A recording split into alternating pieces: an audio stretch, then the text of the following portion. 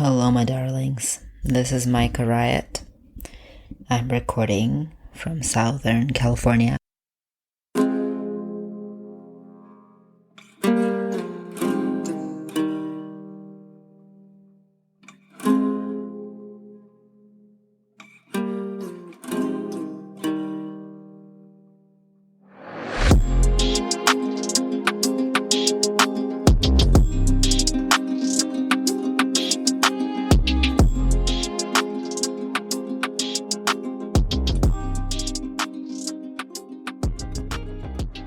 I'm at my mother's house currently.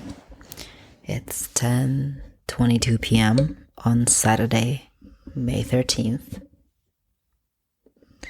The truth is, I had a hard time picking a topic for this week, and this is why this episode is late.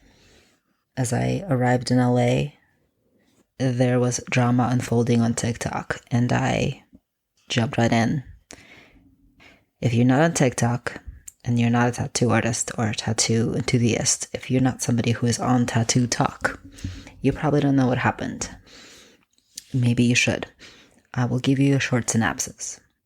There is a tattoo artist in Canada. Let's just call her Lindsay, who among other people, took a course from a guy named Ross Abbott, who's been tattooing a really long time. But he's some dude, so I'm not really familiar with him or his work. I didn't know much about it, except that he's famous. His name rings a bell. So apparently he had this course, and he was teaching people essentially to scam clients. Her pricing scheme was as follows. She would charge you $180 for your initial consultation. During your initial consultation, once you paid the $180, she would tell you she has a 3-tier fee for drawing fee. If you paid, I think it was $1,300, you would get one sketch and no changes. If you paid, $3,000, it was like you'd get a sketch and you got to make one change or whatever, one set of changes to it. And then if you paid, I think it was like $5,000, you got to make as many changes as you wanted and you would get an art piece at the end. So you would be consulting with her, and then she would present these options to you and say, which one do you choose? And at this point, you're understandably already deep in. You've paid $180 to talk to her, and here you are with these options. It's incredibly exploitative to charge thousands of dollars before even tattooing anybody, and none of this money goes towards the tattoo. It's just the drawing fee. So, this is what happened. This woman made a video on TikTok about her experience with this artist. We'll call her Corey so we can keep them all straight. She wanted the fox tattoo. She liked this person's work. She gave her a couple of concept sketches, or I guess a couple of tattoos from other artists that she liked that showed the position of the fox, the sort of roundabout idea that she wanted. The artist presented her with a really crappy sketch after charging her, I guess, that like $1,300 fee for the drawing. And it was like literally a 2-minute tracing of an art piece from Etsy, which came out later because people started digging. So it turned out that she just traced an art piece from Etsy, which, by the way, didn't look like anything like what Corey wanted, and charged this poor woman like $1,300. And this is actually a part of the scam, is that she gives this crappy drawing that looks nothing like what the person wanted so that they will upgrade to the next level. At that point, she was like, this is not what I asked for. This is not the concept.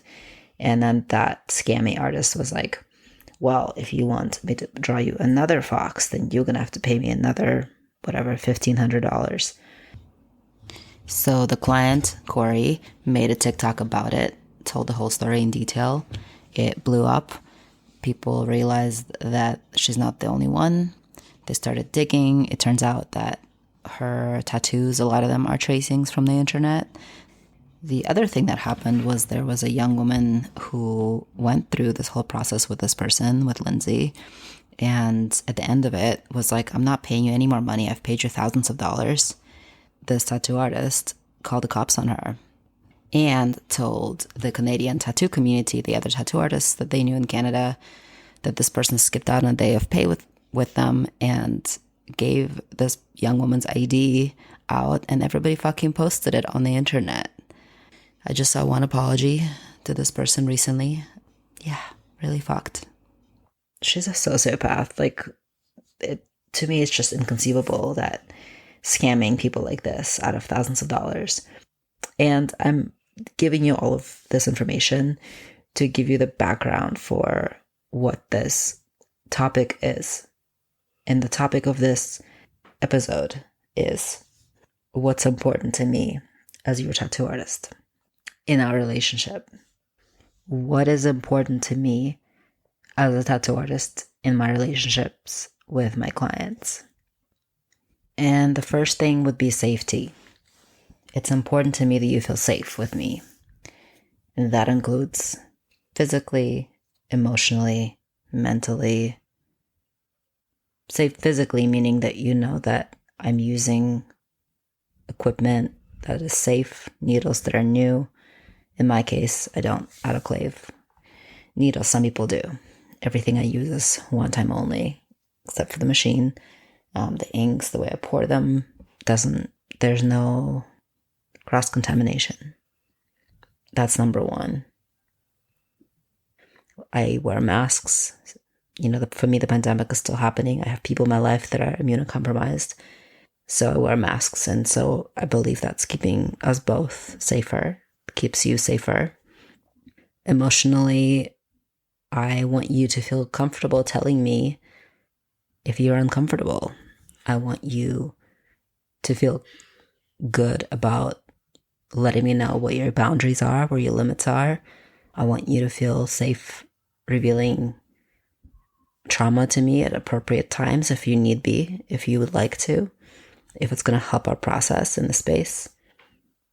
I want you to feel safe with me mentally. You can express thoughts to me. We can laugh together. You can make jokes. You can ask for different kind of music. You can ask for a break. I consider that mental safety. The next thing would be, what's important to me is that I manage your expectations. So from the get-go, I want to let you know what my process is like, what you should expect.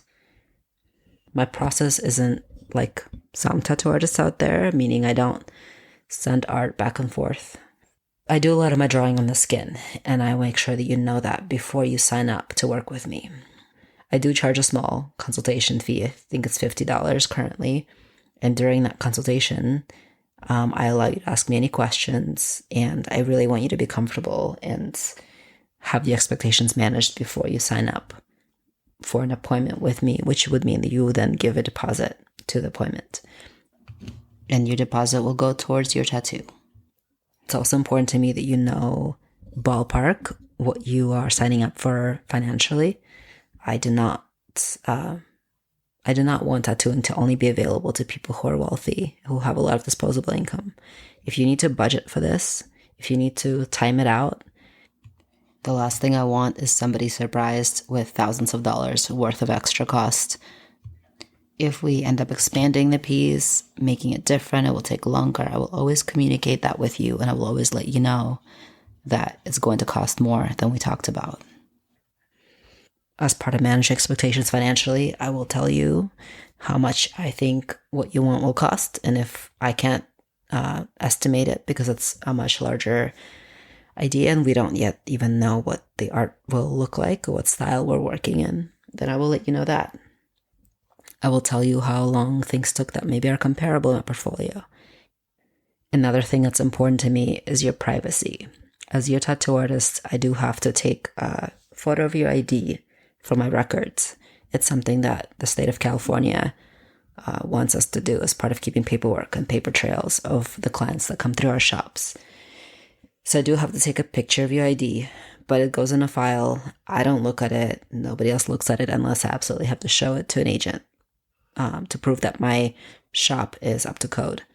Some people don't go by the name that is on their ID, and some people aren't the gender that the sex on their ID indicates. And I want to make sure that you know that I'm only taking it for those purposes. No one's going to look at it. No one is going to compare that against who you actually are in real life. And I'm not going to post it anywhere. It's not going anywhere but in the drawer.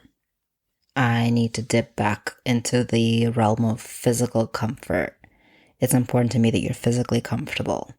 That means adjusting sound around us. Like if you want music or don't want music, it's up to you. Or if you'd rather have a podcast. If you don't want bright lights in your eyes, sometimes I can't really help that because I have to see what I'm doing. But if you want to put on sunglasses, like that's a way we can manage that. If it's too hot, we can turn on the air, the AC.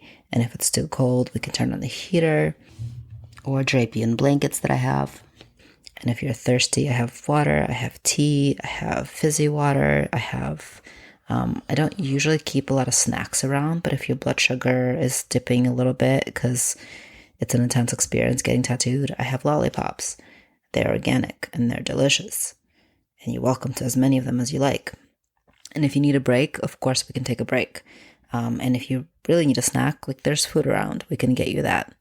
Bathroom breaks, all that, like as many as you need to take, all good. So your physical comfort is really important to me as your tattoo artist. Oh, and of course, I also have pillows and bolsters, and I like to make sure that my client's body is in a position that is sustainable and, for the most part, comfortable. I don't want you to like have a crook in your neck after our session. I do actually have a question on my beginner first-time client questionnaire that I ask, is there a special accommodation that you need or would like to have to make this experience more comfortable for you? And what I mean by that is these kinds of physical things.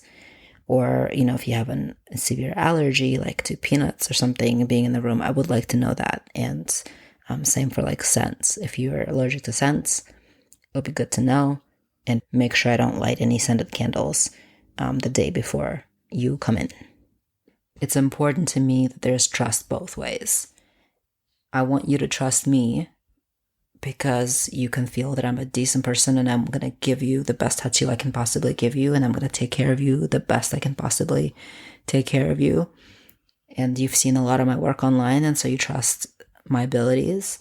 And I also want to trust you. I want to trust you to know yourself enough.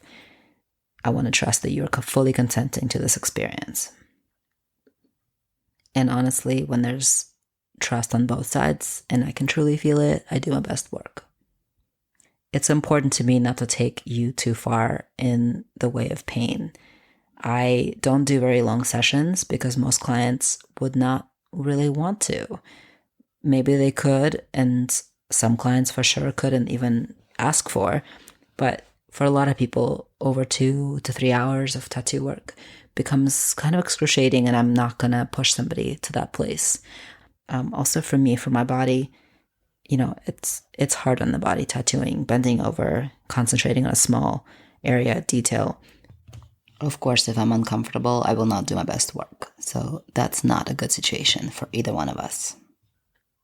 Another small thing that's important to me, and that's not necessarily like true for some clients, maybe true for others.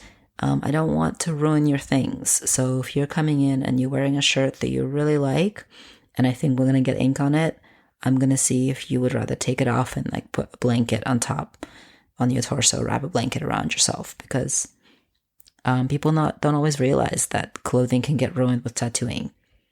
True story, I was once tattooing a regular client of mine. She was wearing a pair of blue jeans, and as she was standing up and I was wrapping up her back, a little ink cup of pink tattoo ink caught in the paper towel that I was using, and the ink went all down her leg and on her sneakers. It was a lot of ink. It was all down her leg. I was mortified. I was just like, oh my fucking God, I'm so sorry. I started soaking her jeans in like green soap and alcohol and paper towels immediately, trying to get as much ink as I could off of it. And she was so sweet. She was like, don't worry about it. It's all good. They're old jeans. I don't care. But I still felt terrible because this person dresses really nicely. She always looks really well put together. I knew that her clothing wasn't like old and whatever. I mean, I believe that maybe she didn't care, but I just felt terrible. And I was like, please, I'm happy to cover the dry cleaning bill. I hope it comes out. Of course, she never sent me any bills because she's the sweetest human and just so generous. And she did tell me that they came out of her jeans. I can report that we have now since then done another big piece down her leg. And so I've seen her many more times since that happened. And she didn't hold it against me. It was all fine. These are the things that are important to me in my relationships with my clients. Transparency, honesty, communication, managing expectations, and of course, boundaries, which you can listen to an episode about from 2 weeks ago. I did an episode on boundaries. It was a good one. I shall link it in the episode notes. Thanks for listening to this quite dramatic episode of Ink Medicine Podcast. I love you all. I appreciate you listening. Please tell a friend. Please rate and review me on Apple Podcasts or wherever you listen to this podcast. I will talk to you very soon.